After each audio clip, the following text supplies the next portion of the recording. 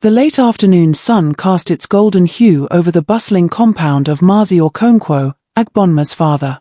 The sounds of women pounding yam and children chasing one another filled the air, but Agbonma's mood was as dark as a storm cloud. She paced back and forth in her hut, her expensive wrappers tied loosely, and her coral beads clinking with every step. Ma, her loyal maid, sat quietly in the corner, her face carefully neutral as Agbonma poured out her frustrations. "Ma, have you heard what they are saying about me in the village?" Agbonma spat, her voice rising with indignation. "They dare to say that the prince, my betrothed, does not love me. Me, Agbonma, the future queen of Umachis." Ma hesitated, choosing her words carefully. "Nwanyi Ma, people say many things. It is not every rumor that holds truth. Don't patronize me." Agbonma snapped, her face flushing with anger. "Do they not know who I am? I am already a princess. Why do they not bow when they see me? Why do they not greet me with the respect I deserve?" She flung herself onto the woven mat and began to fiddle with her anklet, her frustration evident. "Is it my fault that I was raised to understand my worth? My father said I should never lower myself to the level of commoners, and now I am paying the price for it." Ma finally spoke, her voice gentle but firm. "My lady, as she's taught to call her, your beauty and your position are unmatched in this land, but perhaps it is not your title or your status that the prince looks for.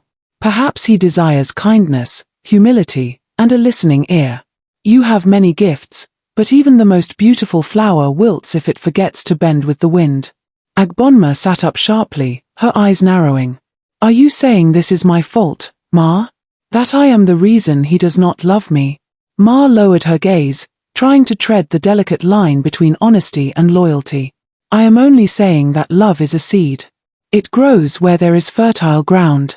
Sometimes, we must till the soil of our hearts and water it with patience and understanding." Agbonma was silent for a moment, her chest heaving with a mix of emotions. She had always believed that her betrothal to the prince was her destiny, her right. But now, the whispers of the villagers gnawed at her confidence.